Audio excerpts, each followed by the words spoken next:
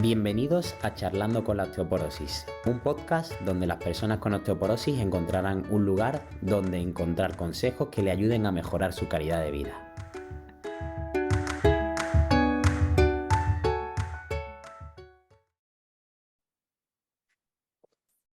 Hola a todos, bienvenidos al podcast de Charlando con la Osteoporosis de nuevo. En esta entrega tengo la satisfacción personal y profesional de hacerla con un compañero de profesión y que además es psicólogo. En este caso es Fran Mesa. Hola, Fran. Hola Dani, ¿qué pasa? Yo conocí a Fran a través de las redes sociales. Muchas de las cosas buenas que me ha dado estas redes ha sido conocerlo, en este caso virtualmente. Todavía no nos conocemos presencialmente. Pero la verdad que sigo tu trabajo desde hace mucho tiempo. Cada post que subes me encanta por los colores, por el diseño gráfico, que a mí es algo que me apasiona, y sobre todo por el contenido, que creo que es de mucha calidad. Entonces, me gustaría empezar presentándote un poco, que te presentases tú, que siempre me gusta más que os presentéis vosotros. Entonces, adelante, Fran. Bueno, lo primero, muchas gracias. Para mí un placer estar aquí hablando contigo, Dani. Yo también te conocí gracias a redes sociales y la verdad es que es de las cosas bonitas que tienen las redes, ¿no? Conocer a gente que está en sintonía con lo que tú predicas, con el trabajo que tú quieres hacer y además gente de la que vas aprendiendo, ¿no?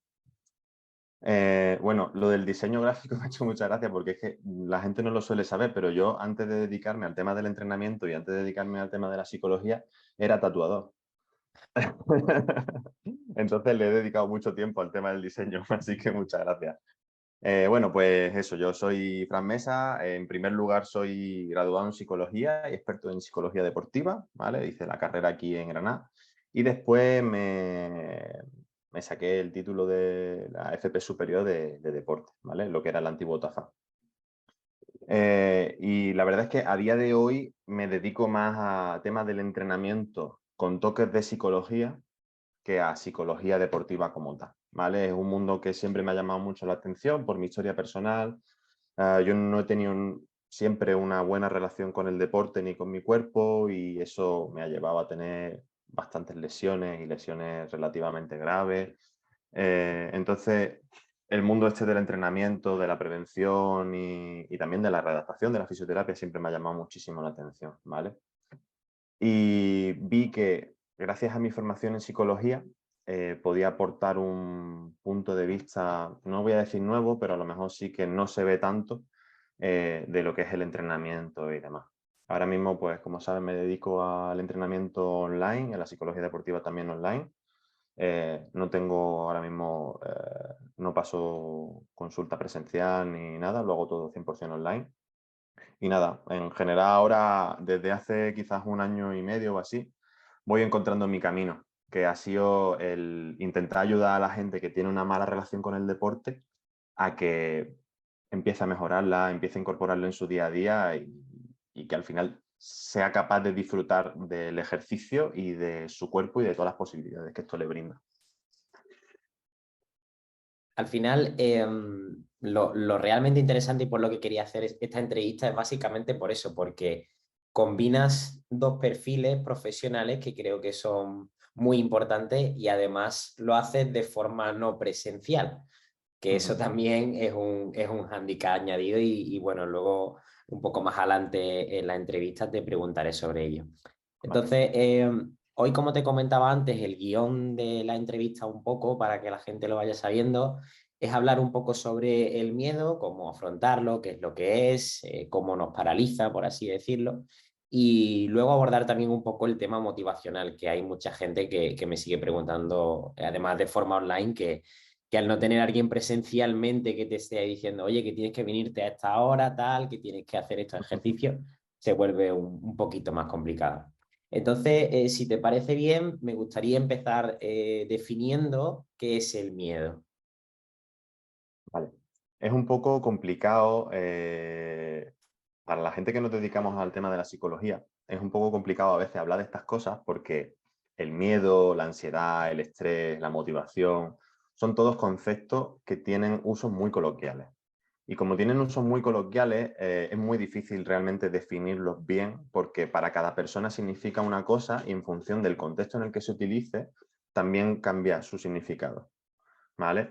El miedo podríamos decir que es una emoción, ¿no? Que se da cuando sentimos o pensamos que vamos a sentir, anticipamos un daño, ya sea real o imaginario, ¿vale? Y aquí se comparte mucho también con las características con el tema de la ansiedad, ¿vale?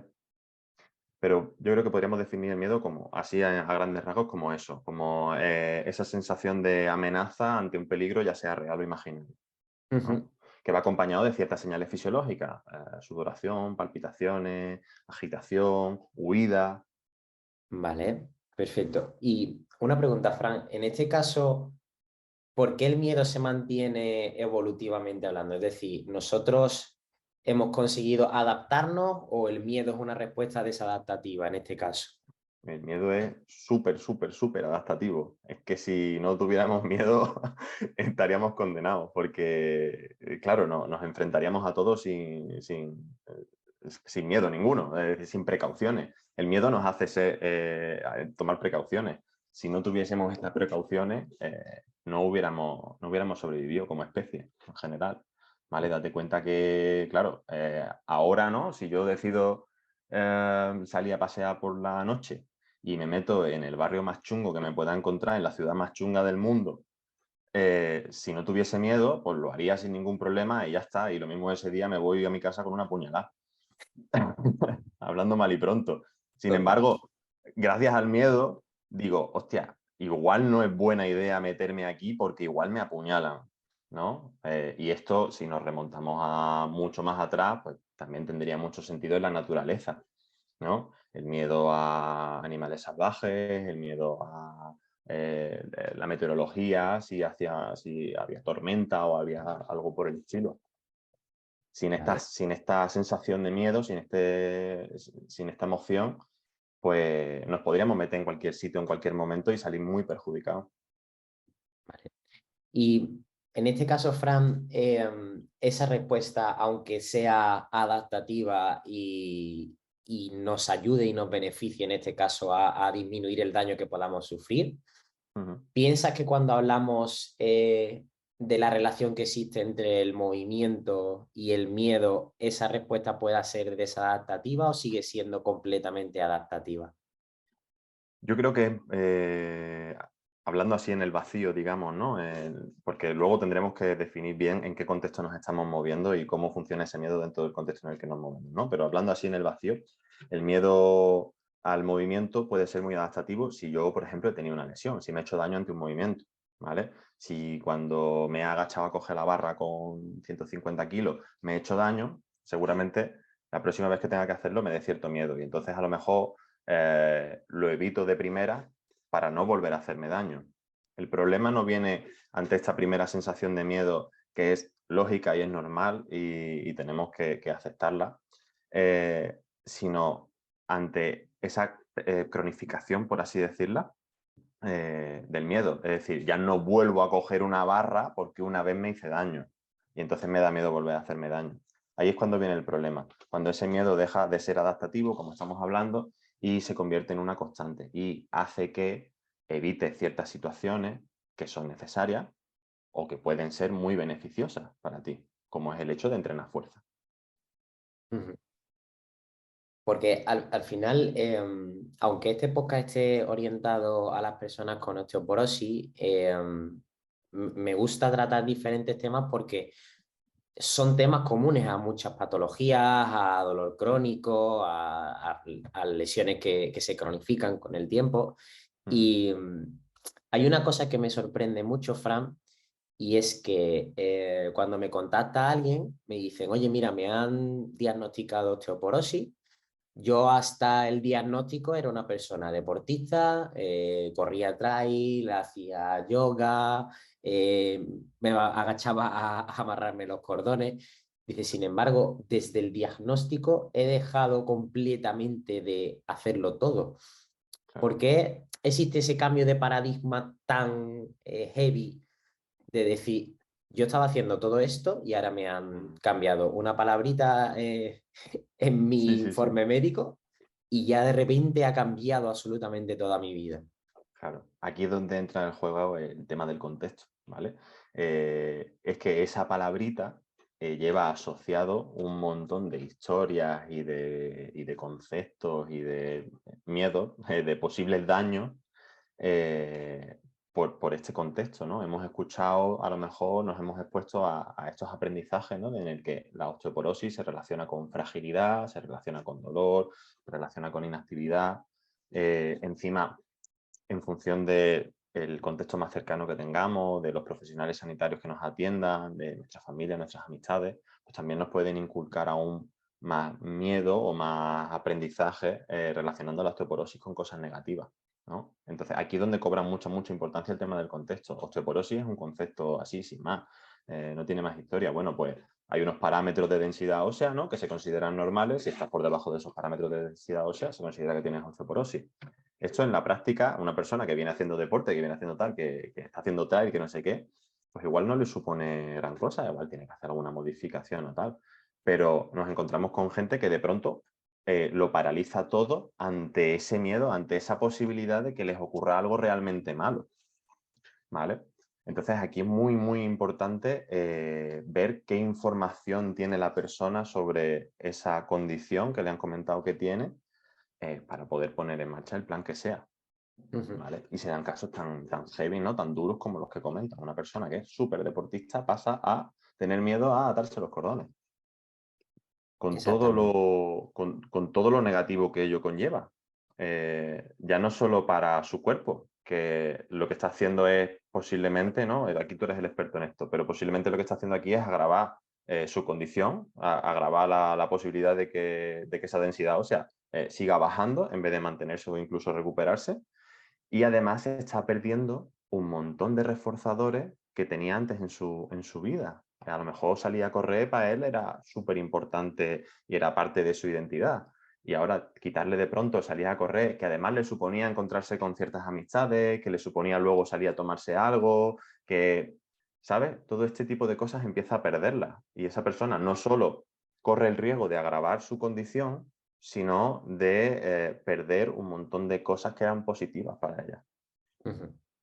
Me ha gustado un poco el concepto este que has comentado de reforzadores, ¿son? ¿Es lo que has comentado? Reforzadores, sí. ¿A qué se refiere ese concepto exactamente, Fran? Vale, un reforzador es un estímulo que cuando se presenta después de una conducta que llevamos a cabo, ¿vale? Digamos que lo que hace es que en el futuro esa conducta aumente su tasa de respuesta. Em, Es decir, básicamente sería, si yo hago algo y después de ese algo aparece algo, otro estímulo, que a mí me resulta apetecible o apetitivo, pues es posible que yo, dadas las mismas circunstancias, realice esa conducta más veces o con más intensidad. ¿Vale? Eso sería un reforzador. Vale, vale, vale, Por perfecto. ejemplo, en el caso del ejercicio, pues a lo mejor es un reforzador el que después del ejercicio vaya a verse con sus amigas, ¿vale? O las sensaciones de bienestar que vienen asociadas por las sensaciones físicas o la sensación de bienestar que sabe que luego va a tener cuando tenga que cargar la compra y no esté asfixiado, ¿vale? Todo este tipo de cosas pueden funcionar como reforzadores. Ujú. Que eso es otro concepto importante porque cuando normalmente se suelen poner en contacto conmigo y me dicen, oye, mira, yo es que hago yoga, hago pilates o hago trekking o salgo a andar por las mañanas con mis amigas, es que he leído que esto no es beneficioso para la osteoporosis. Ujú, Digo, mira, al final, utilizando un poco este concepto, todas esas actividades a ti te ayudan en tu día a día, son reforzadores porque eso es, se adhieren a una serie de conductas también sociales que son muy importantes en tu vida. No es claro. necesario cambiar radicalmente toda tu vida por un simple diagnóstico. Sí, sí, sí, sí, porque Entonces, además... Sí, perdona, sigue, sigue. no, no, perdona que te he cortado, sigue tú. No, no, no, que te he cortado yo a ti, perdona. Que además todo, si te quitas todos esos reforzadores, al final se vienen dando, se pueden dar conductas de tipo depresiva, ansiosa, apática y demás, con todos los problemas que eso puede conllevar también. Ujú. de nuevo, para la condición en la que está esa persona que tenga osteoporosis y tenga la situación que tenga, ¿vale? En este caso, Fran, te has adelantado un poquillo a la siguiente pregunta, que era, ¿cuáles son las emociones que vienen asociadas normalmente al miedo? Claro. Yo creo que esto depende mucho de la persona y no podemos hablar de nuevo, como el miedo es un concepto a lo mejor tan genérico, tenemos que ver el contexto de esa persona y lo que está suponiendo el miedo en esa persona. Es decir, esa sensación de miedo, esa anticipación, al final el miedo son anticipación de consecuencias negativas. ¿Qué efecto está teniendo en esa persona? ¿Está haciendo que deje de hacer las cosas que le gustaban? Porque si está haciendo que deje de hacer las cosas que le gustaban, seguramente esa persona presente cierto ánimo depresivo, incluso ansiedad, ¿vale? Porque no sabe nunca qué es lo que tiene que hacer y le va dando miedo a hacerlo todo. Esa apatía, ¿vale? Incluso podríamos encontrarnos con casos en los que se genere mucha frustración, ira y conductas más agresivas. ¿Vale? Esto va a depender mucho de toda la historia de aprendizaje de esa persona y de todo lo que le esté quitando esa anticipación negativa, ese miedo, ¿vale? Ujú. Porque a pesar de tener miedo, podemos seguir haciendo cosas, ¿vale? Aunque yo tenga miedo de hacerme daño, y yo, por ejemplo, que me he lesionado bastantes veces ya, yo hago muchas cosas con miedo, ¿vale? E intento que ese miedo no limite las actividades que hago en mi día a día. Y esto es una cosa que yo insisto mucho con la gente que llevo online. Es normal que esto te genere estas sensaciones, es normal que te genere miedo, es normal que tal, pero no dejes que ese tipo de sensaciones, a lo mejor más momentáneas, te limiten todo lo que estás haciendo en tu día a día. ¿Vale? Entonces, bueno, en general podríamos decir que puede venir acompañado de cualquier otra emoción que consideramos negativa. Frustración, ira, ansiedad, depresión. Y en este caso, Fran, cuando a ti te llega un cliente de forma online y tiene este tipo de conductas, Ujú, ¿cómo generas esa confianza para que un profesional, que en este caso no es el máximo exponente de la salud, no es médico ujú, o no es enfermero, no es fisioterapeuta, ¿cómo sí, generas esa confianza de la persona en tu trabajo para ujú, que se obligue, entre comillas, a hacer acciones que le generan miedo? claro.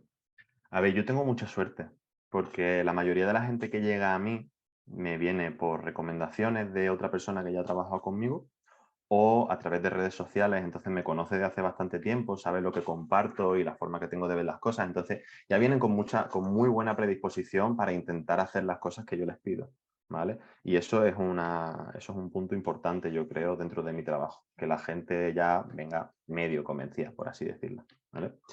Pero bueno, no sé cómo se suele trabajar en el mundo online otros entrenadores que no son psicólogos, ¿vale? Pero yo lo primero que hago, primero de todo que hago, es una sesión informativa.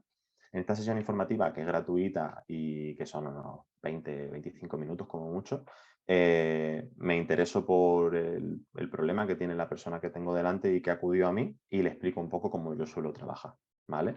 Para que ya vaya entendiendo cómo va a ser el proceso, sin entrar tampoco en muchísimos detalles, pero para saber si yo soy la persona adecuada para el problema que presenta esta persona, ¿vale? Y después, cuando esta persona ya me da el ok y yo veo realmente que puedo ayudarla, ¿vale? Porque a veces me vienen con personas que vienen con una lesión muy grave o con algún problema de dolor agudo, en esos casos yo tengo que derivar porque no soy sanitario, ¿no? Pero bueno, cuando yo entiendo que puedo ayudar a esa persona, está dentro de mis competencias, lo que hago es una primera entrevista y en esta primera entrevista a veces suelo estar hasta hora y cuarto, hora y media, ¿vale? Para que me cuente al detalle todo por lo que ha pasado hasta ese momento para llegar hasta ahí, cómo es su relación con el deporte, cómo es la relación con su cuerpo, aparte pues suelo hacer una valoración acerca de cómo se encuentra y demás, movilidad, fuerza, resistencia, etcétera, etcétera. Entonces, en esta primera valoración, lo que suelo hacer también es consensuar los objetivos que tenemos, ¿vale? Pues si el objetivo es incorporar el ejercicio en tu día a día o hacer 2 días de ejercicio a la semana durante 45 minutos o cosas así, vamos intentando acotarlo todo lo posible y vamos trazando un plan. ¿vale? Si tu objetivo es ser una persona, mejorar tu salud, mejorar tu fuerza, mejorar tus capacidades en tu día a día, ¿vale? Que suele ser la mayoría de las demandas que yo me encuentro, ¿vale? No son súper deportistas ni muchísimo menos, suele ser gente que la relación con el deporte, pues ni fu ni fa, o es muy mala, y ya está, que quieren conseguir mejorar su salud, ¿vale? Entonces, lo primero que hago es consensuar unos objetivos. Creo que si tú consensúas con la persona los objetivos que tienes, es mucho más sencillo que luego te vayan a hacer caso cuando les propongas un plan a seguir, ¿vale? Y pues si hay una historia de miedo o de evitación ante un movimiento o ante un ejercicio o ante lo que sea, suelo proponer una pequeña planificación, así a grandes rasgos, de los pasos que vamos a seguir, ¿vale? Aviso a la persona de que esto no tiene por qué ser fácil ni tiene por qué ser rápido, de hecho normalmente no lo es, y menos si es una persona que se acaba de lesionar y se ha recuperado, a lo mejor no es muy grave, pero si es una persona que lleva 10, 12, 15, 20 años que ha tenido molestias o que se ha estado lesionando constantemente o que no ha tenido una buena relación con su cuerpo, el proceso es mucho más largo, evidentemente, porque tenemos que rehacer un montón de aprendizajes acerca del ejercicio y demás. Pero bueno, intento hacer una planificación de los pasos así con esa persona e intento involucrarla de forma activa en esta toma de decisiones para que sienta que tiene cierto control sobre esto y no sea algo súper impuesto, ¿no? Si tú me vienes a mí y me dices, mira, es que me da miedo hacer sentadillas porque una vez me lesioné, yo te digo, pues tenemos que hacer sentadillas sí o sí. Coge la barra y a carga kilos. Seguramente tu primera reacción no sea muy positiva hacia mí. Entonces, hay que ir jugando con ese tipo de cosas, ¿vale? Para no A- convertirnos en un elemento súper aversivo. Al final, un poco a modo de resumen, sería implicar a la persona en el proceso, ¿no? Sí, Crear una serie de objetivos que sean realistas y realizables en unos ciertos periodos de tiempo, imagino, ¿no? sí, y además que sean, ¿cómo se dice esto? Que sea Conseguible, ¿no? importante. En Sí, inglés sí, que supongan un reto, pero sean alcanzables. Estos son eso. los típicos objetivos SMART, ¿no? Que sean específicos, medibles, etcétera, etcétera. Vale. No solo eso, sino que sean importantes para esa persona, que sean relevantes. Y si el primer objetivo que hay que conseguir no es relevante para esa persona, porque a lo mejor es muy, muy pequeñito para poder ir acercándonos a esa última acción que sí que queremos realizar, que lo sea lo antes posible, ¿vale? Que sea importante para esa persona lo antes posible. O que dejemos muy claro que partimos desde este punto para llegar a este otro punto que es donde esa persona quiere estar, ¿vale? Vale, Mm. perfecto. Para ir cerrando un poquito con la parte del miedo, o si a ti te gustaría, como siempre, añadir cualquier cosilla, Ujú. estamos completamente abiertos. Hay una parte que en este caso con la osteoporosis se da, pero también en muchas otras patologías o personas sin patología se da, que es la propagación de ciertos miedos por parte de profesionales. Entonces, me gustaría en este caso, por tu experiencia personal y también un poco por lo que tú ves en tu día a día, en redes sociales, en tu familia, amigos y demás, me Ujú. gustaría saber un poco tu opinión sobre si crees que los profesionales actuamos normalmente potenciando o extinguiendo el miedo. Vale, bueno, si como me sigues en redes ya lo sabes, que yo soy muy crítico con los profesionales que incentivan este miedo. Y de hecho yo tenía una cosa hoy que sí quería hablar sobre el tema del miedo y era el tema de redes sociales. Y creo que va muy ligado con esto de los profesionales, porque al final ahora mismo las redes sociales son esa gran ventana que tenemos al resto del mundo y hay muchos profesionales que se apoyan en las redes sociales para difundir sus mensajes, ¿no? Hay de todo. Y yo he tenido la suerte de encontrarme con profesionales muy, muy buenos de fisioterapia, fisioterapeuta, de medicina, incluso de enfermería o de trabajo social, ¿vale? Que hacen un montón por ayudar a la gente y que hacen por no fragilizar a las personas y demás. Además, en casos que a mí me han sorprendido. ¿vale? Casos que a lo mejor en cualquier otro contexto se considerarían patologías súper graves y súper incapacitantes, y tener un profesional médico al lado que anime a esa persona a hacer cosas independientemente de lo que le esté pasando y demás. Entonces yo me he encontrado con profesionales muy buenos, pero por desgracia, y creo que en redes sociales, cualquier persona que esté metida en redes sociales y le dé por mirar algo de entrenamiento o de rehabilitación, lo puede corroborar. Hay muchos profesionales metiendo miedo, ¿vale? Y esto es un problemón, porque realmente no estoy 100% seguro de por qué se mete este miedo. Me da la impresión, y aquí me voy a tirar un triple, de que es por hacernos indispensables, ¿vale? Porque yo hace mucho tiempo era muy, ¿cómo decirlo? Estaba muy pendiente de la técnica perfecta, ¿vale? Hace años yo me concentraba en la técnica tiene que ser así, si no te vas a lesionar, si no sé qué, si no sé cuánto, ¿vale?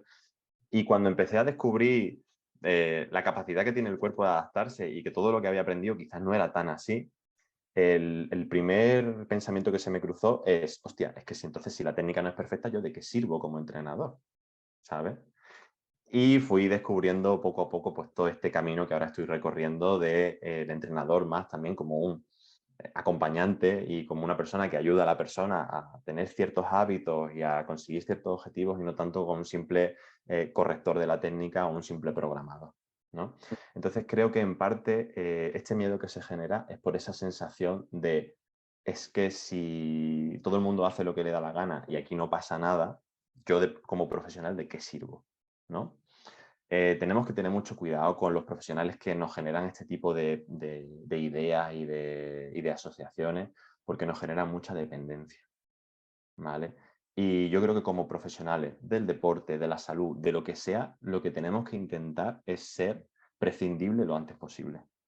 Dotar a la persona de herramientas para que pueda llevar a cabo su proceso con el mínimo de molestia posible, ¿vale? Y ya no me refiero a molestia física, sino a temporales, económicas, etcétera, etcétera. Es que un profesional un entrenador personal no es barato, un fisioterapeuta no es barato.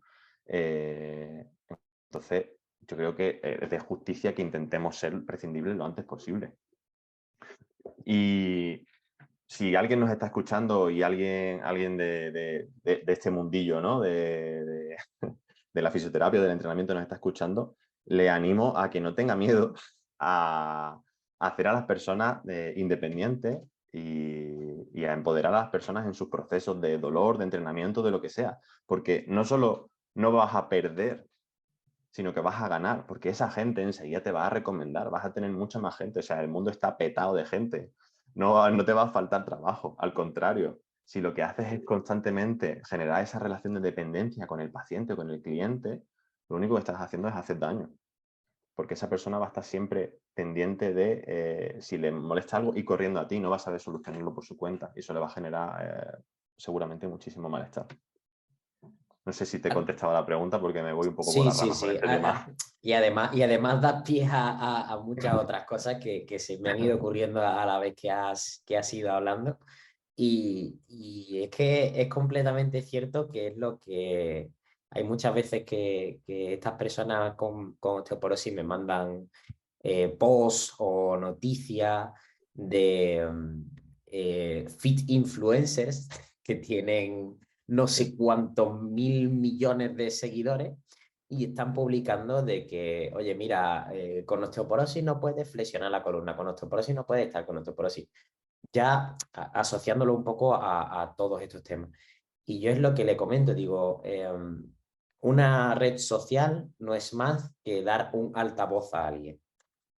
Ese altavoz será más o menos grande en función del público que tenga cada persona, pero el principal hándicap o problema con el que me encuentro es que las personas normalmente, Frank, que no están formadas en nuestro ámbito, difícilmente tienen la capacidad de discernir entre aquella información que es real y aquella información que no lo es.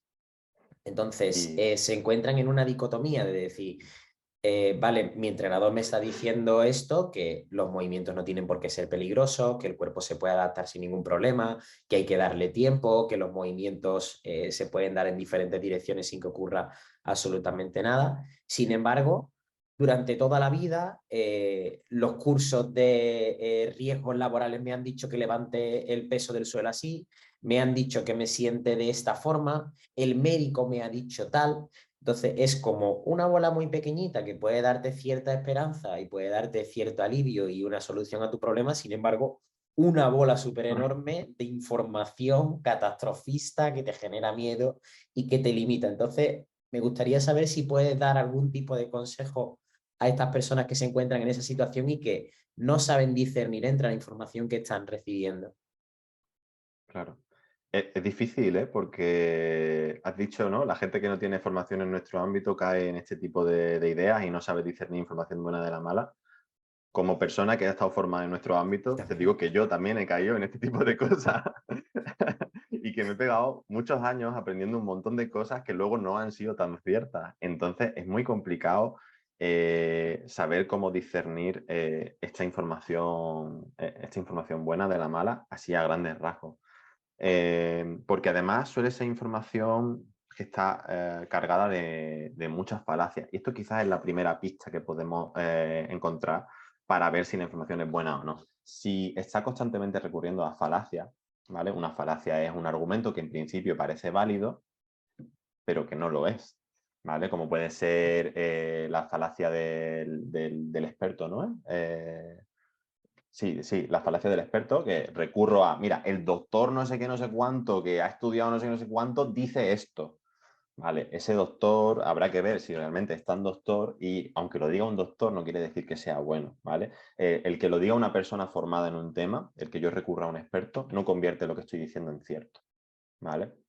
Entonces, si vemos falacias de este tipo y de muchas otras, ya podemos tener una pista de por dónde van las cosas, ¿vale?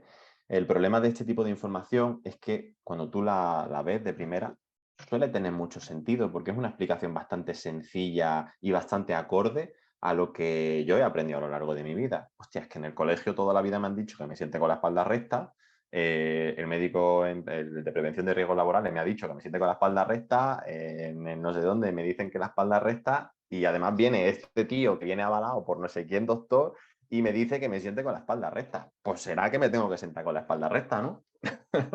Entonces, es complicado, es complicado. La verdad es que no estoy seguro de por dónde podría empezar. Y me da un poco de miedo dar también consejos sobre cómo discernir información buena de la mala, porque creo que el principal responsable de esto debe ser la persona que está difundiendo este tipo de información. No podemos esperar que la gente de a pie, la gente que no tiene una formación muy especializada en el tema, sepa discernir información buena de la mala, porque es muy difícil. Somos los profesionales los que debemos hacer por mirar bien qué es lo que estamos diciendo y ver si el tipo de mensaje que estamos mandando, si realmente es cierto, no es cierto o no está del todo claro. ¿Vale? Ujú. Además, yo creo que como no tenemos muchas veces ese sentimiento de responsabilidad con la información que difundimos, hay veces que soltamos cosas en redes sociales sin saber realmente lo que puede condicionar a una persona. Es que Efectivamente. independientemente del número de seguidores que tengas o la repercusión que tengas, un mensaje negativo es que puede condicionar completamente la vida de una persona y creo que debemos de ser responsables en este caso nosotros con el Sí, tipo de mensaje que damos. totalmente. Incluso con la gente con la que nos rodeamos también tiene muchísima, muchísima importancia. A veces tanto o más que el mensaje que nos podemos encontrar de un feed influencer o de quien sea. ¿Vale? Esto pasa mucho en el tema de la escalada y yo lo he vivido en mis carnes, ¿vale? El tema de la escalada hay mucho, mucho miedo con el tema de las caídas y con este tipo de cosas, ¿no? Este tipo de vías no las escalo porque me da miedo porque es muy fácil caerse o no sé cuánto. Es increíble cómo este miedo se aprende.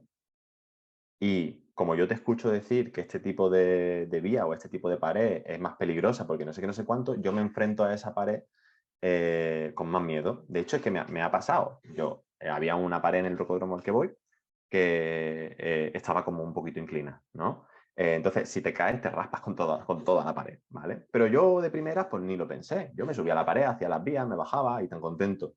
Hasta que 3 o 4 personas me empezaron a decir, "Uf, es que como te caigas de aquí, no sé qué, es que si te haces esto, no sé cuánto, es que si patati patata, yo odio esta pared".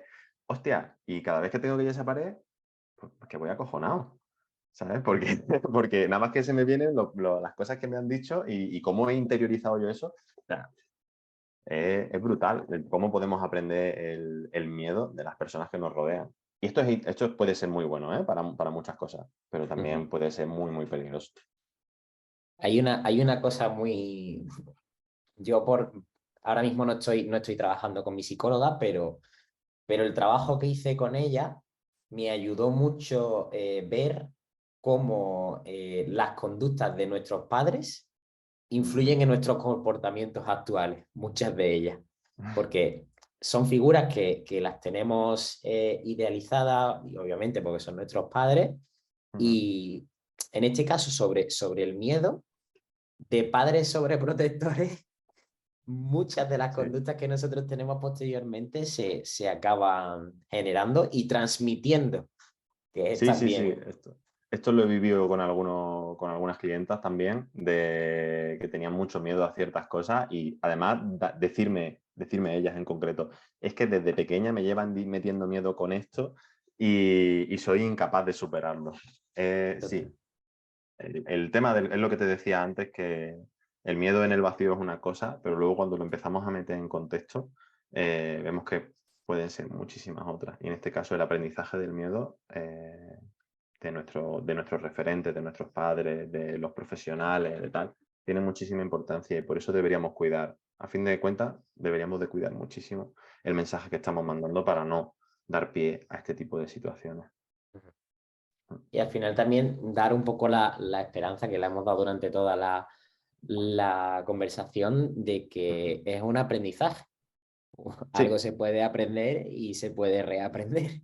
eso es quizás lo más importante y desde la psicología insistimos mucho en eso.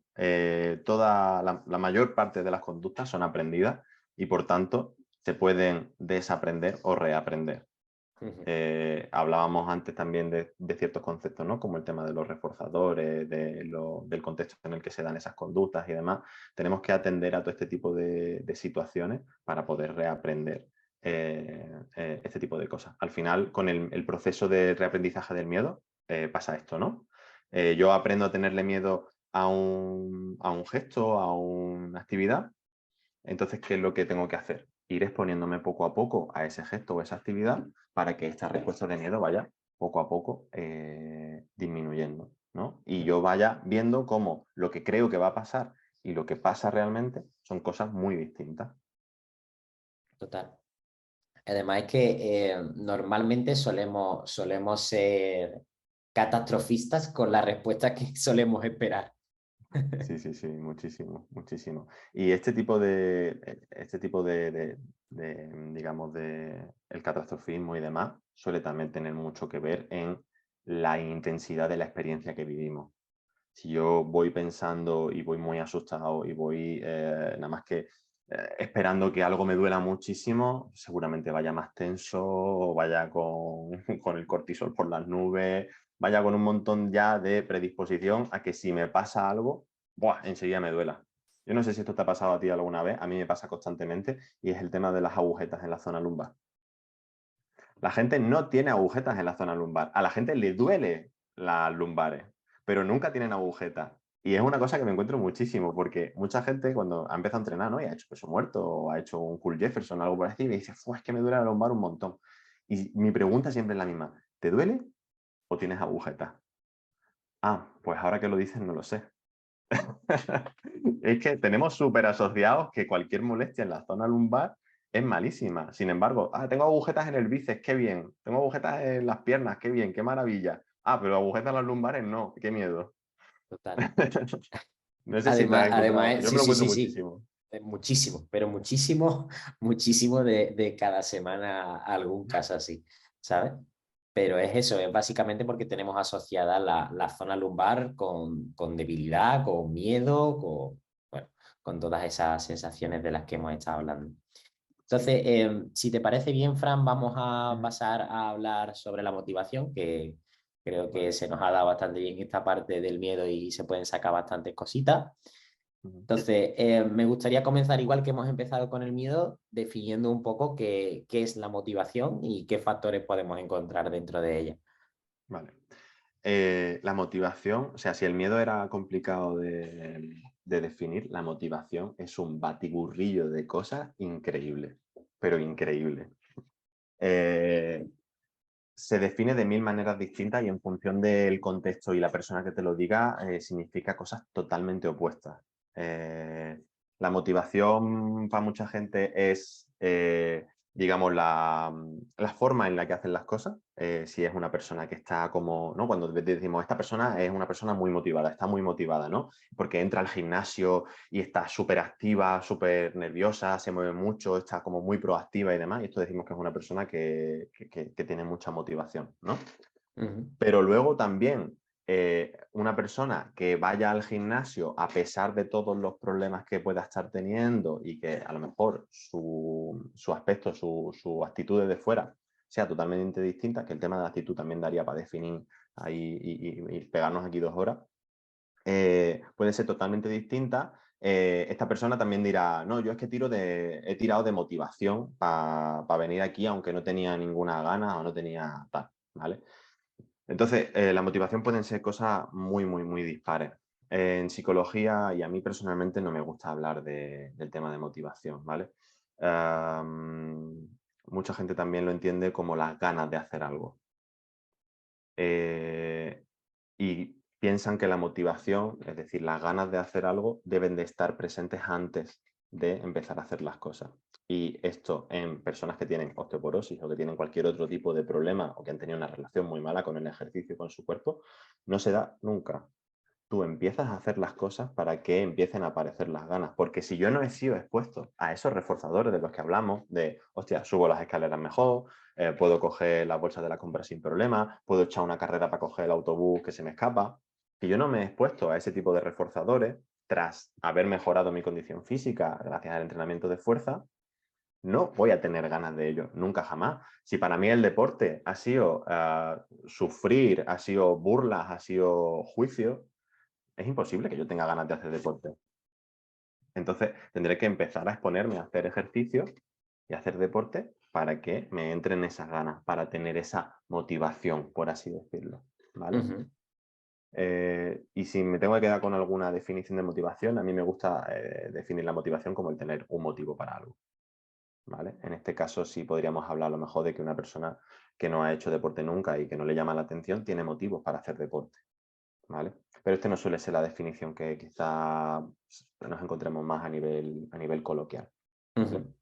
Es algo un poquito más abstracto, por así decirlo, ¿no?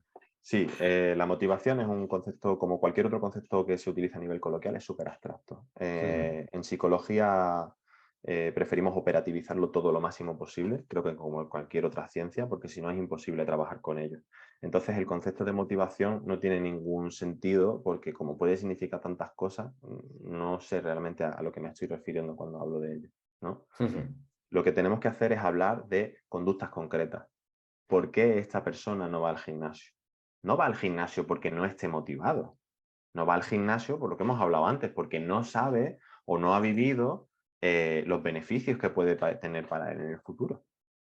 ¿Vale? Entonces, dejamos de hablar de un concepto así como la motivación, tan abstracto, interno, como que es algo que la persona puede sacar a relucir en cualquier momento y empezamos a hablar de causas concretas. Esta persona no va al gimnasio porque ha tenido una mala relación con el deporte, ahora mismo encajarlo en su rutina es muy difícil, cuando va al gimnasio se siente muy perdido, etcétera, etcétera, etcétera, etcétera. ¿Vale? Fran, ¿crees que el tiempo en alcanzar estos reforzadores influyen en el mantenimiento o la evitación de una conducta específica? Sí, sin duda, sin duda. Es que uno de los principios del condicionamiento operante, que es esto que estamos hablando ahora, ¿vale? El condicionamiento operante es uno de los principios de aprendizaje por el cual, ante un contexto determinado, con unos estímulos concretos contextuales, yo realizo una conducta y tengo una consecuencia. Esta consecuencia puede ser un reforzador, puede ser un castigo o lo que sea, ¿vale? Entonces, uno de los principios de si queremos establecer una nueva conducta o una conducta que se da muy poco, es que el reforzador sea lo más inmediato posible tras la emisión de la conducta, que sea lo más contingente posible, ¿vale? Entonces, si yo realizo la conducta y no recibo ningún tipo de reforzador, pues posiblemente no lo vuelva a hacer. Tiene todo el sentido del mundo. Es decir, si yo hago algo para conseguir algo y ese algo no aparece, hostia, pues para eso no lo hago. Y este es el problema que se encuentra mucha gente cuando quiere empezar a hacer ejercicio, que los resultados no son visibles desde el primer momento. Por eso tenemos que jugar con otro tipo de reforzadores para que esta persona adquiera ese hábito o esa conducta que queremos que adquiera. Aquí, por ejemplo, puede ser muy interesante el tema del reforzamiento a nivel verbal. Es decir, que una persona, en este caso, por ejemplo, nosotros como entrenadores, demos reforzamiento, o sea, presentemos un reforzador verbal para esa persona, algo que sea importante, apetecible para ella, en plan de, pues, qué bien lo has hecho, mira cómo has mejorado en este momento de aquí a aquí y demás, ¿vale? Establecer un poco esos reforzadores y no dejarlos al aire es también muy importante cuando se quiere empezar a hacer algo nuevo. Porque si no, la persona puede estar esperando unos resultados que no van a llegar hasta dentro de un mes, 2 meses, 3 meses, 6 años o nunca, ¿vale? Por poner un ejemplo, si mi objetivo con la... Yo tengo ahora osteoporosis, ¿no? Me he diagnosticado con osteoporosis. Y mi objetivo es echar a correr, ¿no? Pero todavía no puedo correr, por lo que sea. Si yo voy a entrenar, pero no consigo correr, no estoy consiguiendo lo que quiero. Entonces, posiblemente ir a entrenar para mí no tenga ningún sentido, ¿vale? Si le explicamos a esta persona cómo va a ser todo el proceso y todos los pasos que tiene que ir consiguiendo, se podrá poner objetivos más intermedios. O sea, pues antes de correr vamos a intentar que te puedas agachar sin que te duela no sé qué. O cosas así, para que vaya viendo todo el proceso y sepa que al final, oye, que sí, que vas a correr, que puedes. Al final es algo que intento inculcar porque muchas veces en este caso las personas con osteoporosis se centran muchísimo en su densitometría, que es completamente lógico y normal que se centren en su densitometría Totalmente, porque es lo que les ha llevado a ese diagnóstico, totalmente. pero también tener en cuenta que existen una serie de objetivos que se van consiguiendo más allá de la densitometría. No centrarlo todo simplemente en esos números que se van a medir cada año o cada 2 años, dependiendo un poco de cada persona y de su historia.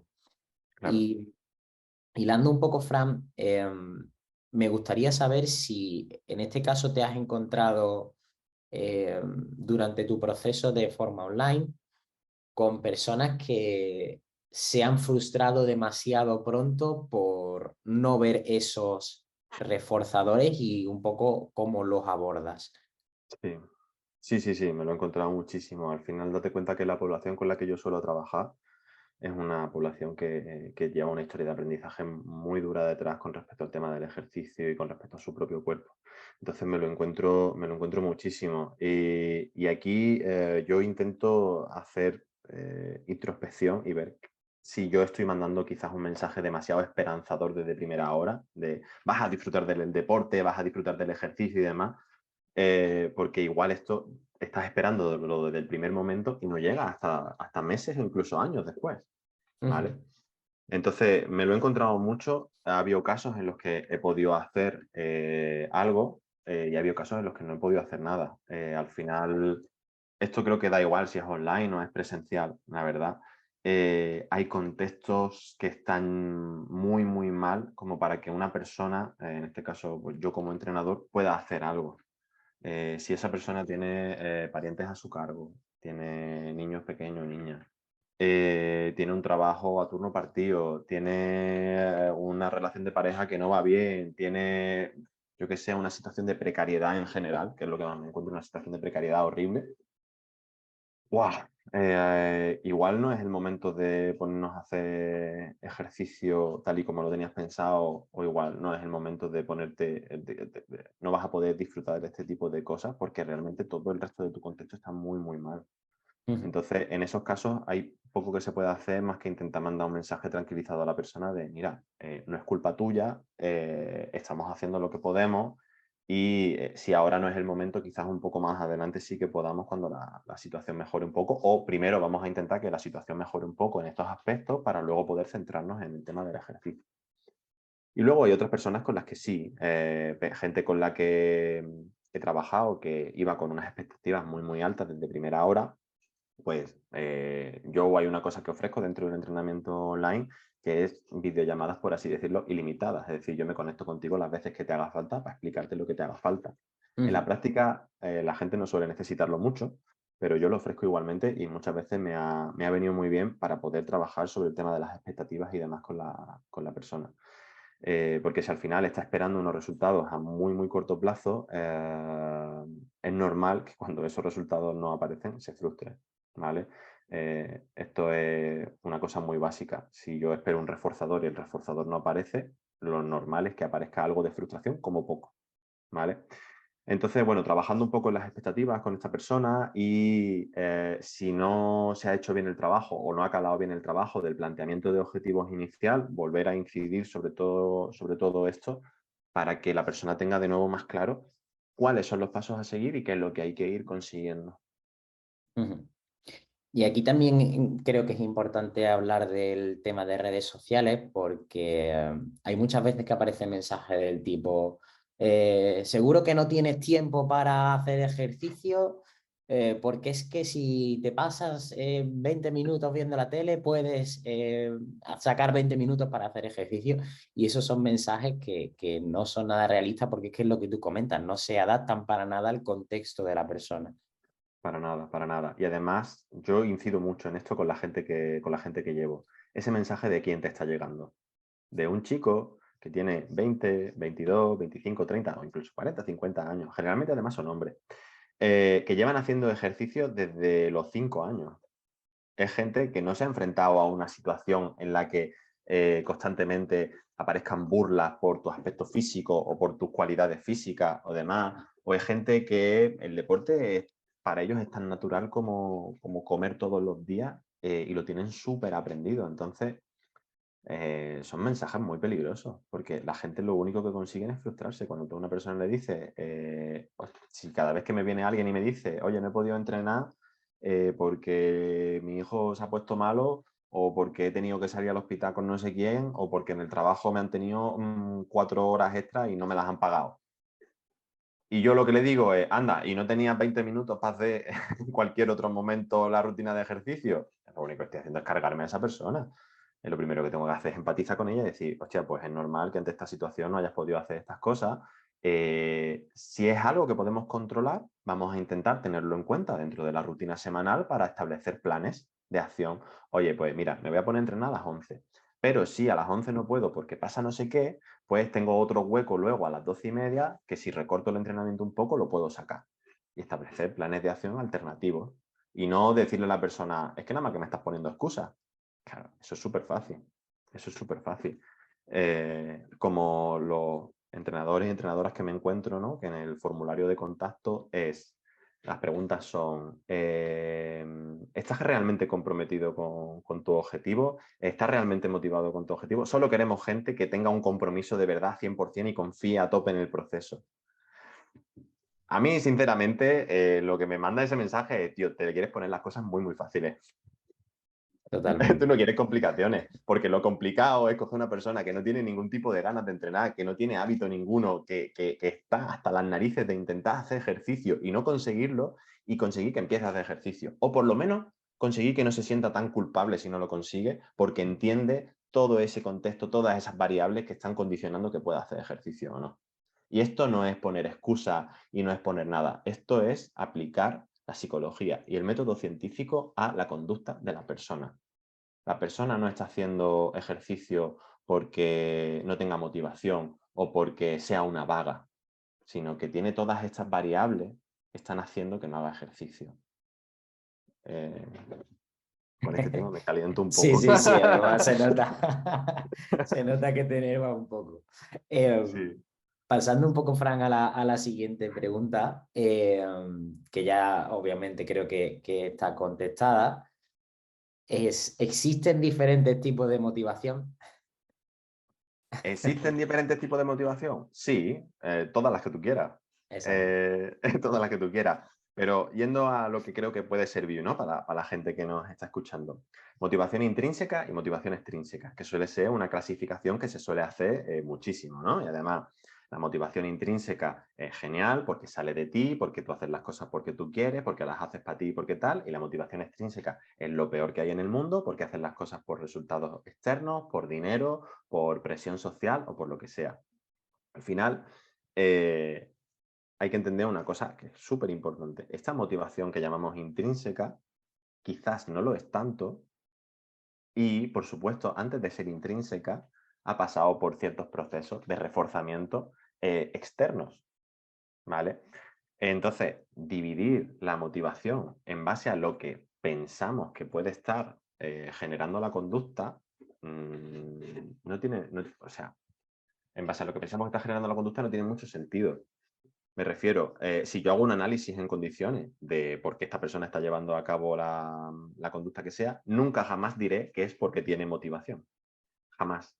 Porque será porque consiguió unos resultados, porque su contexto funciona de esta manera, etcétera, etcétera, etcétera. Pero nunca jamás que porque tiene motivación.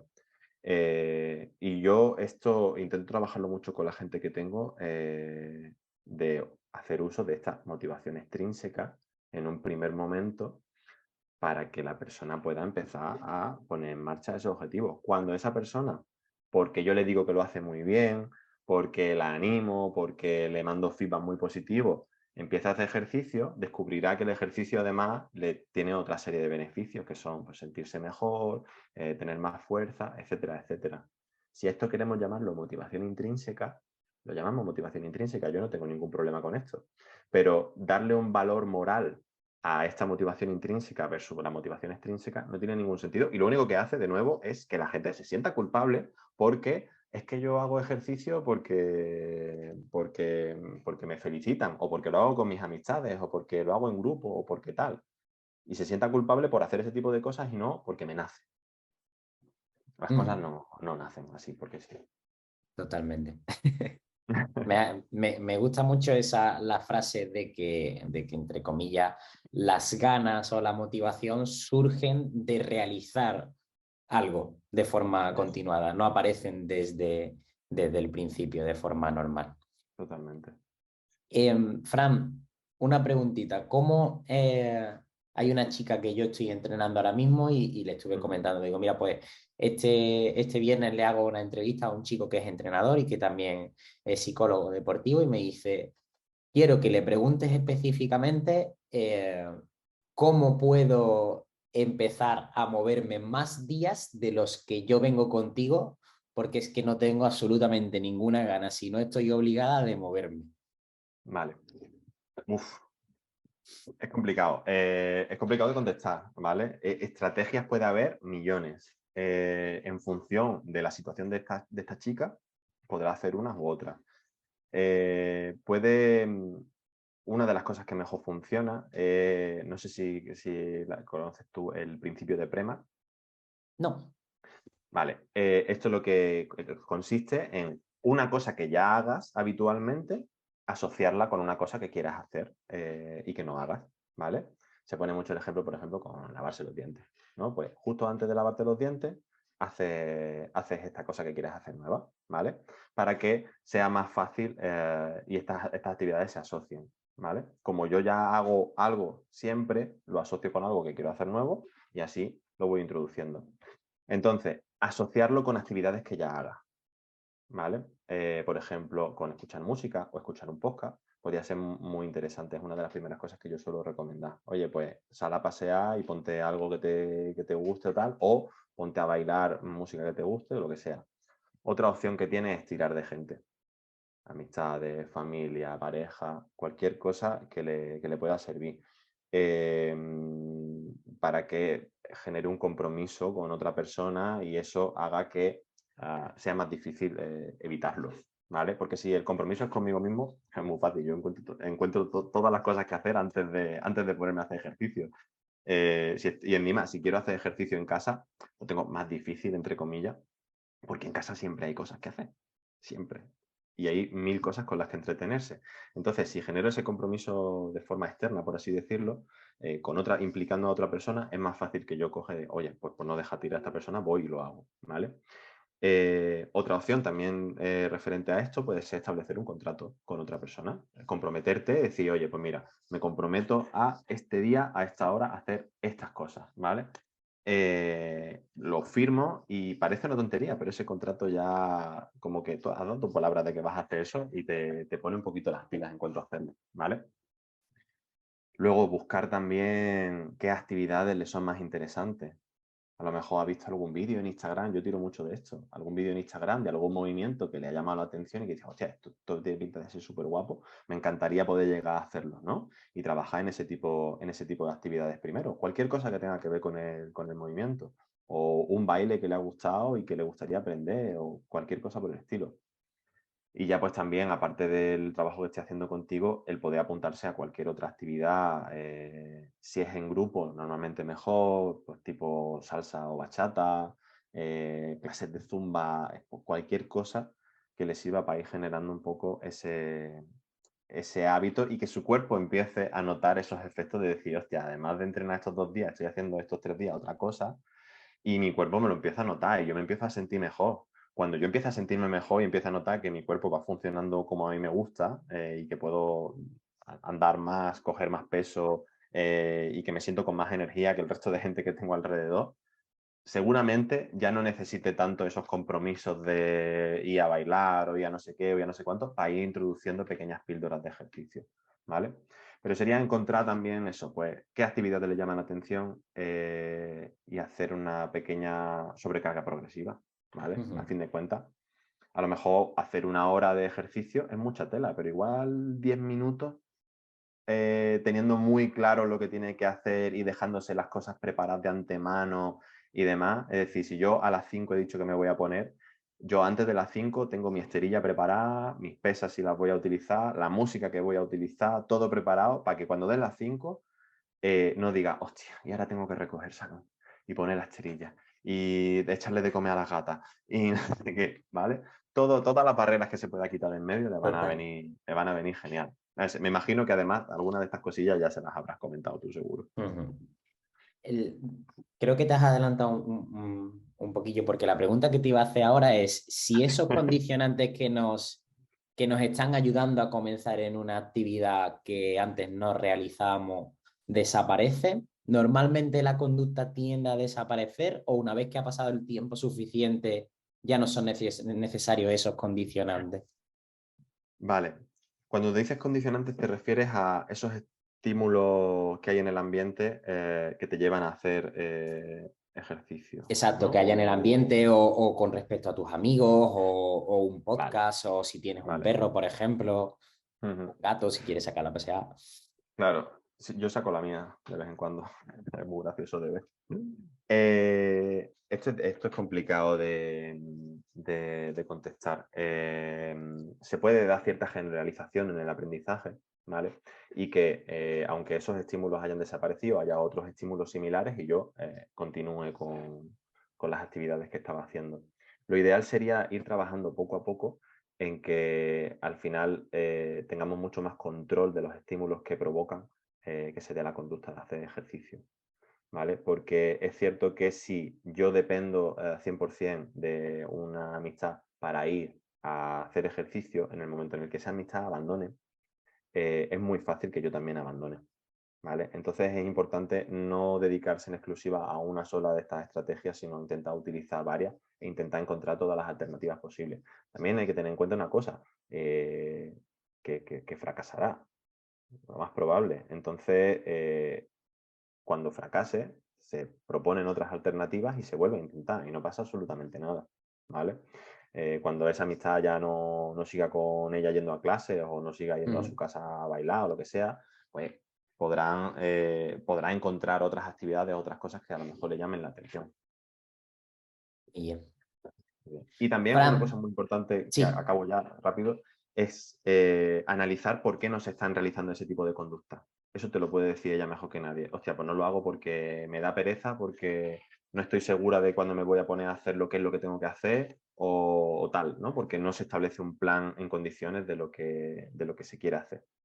Analizar bien por qué no se están dando esas conductas que queremos realizar es importante. Y ya, pero vamos, yo por mí seguiría, ¿eh? Lo que pasa ya, ya, que, se que nos va, se nos va. nos ponen ya un límite y entiendo que a la gente se le haga ya un poquillo largo independientemente de que sea interesante. No sé si se te ha quedado algún aspecto de estas dos cosillas que hemos estado hablando en el tintero que te gustaría puntualizar o destacar antes que terminemos el podcast.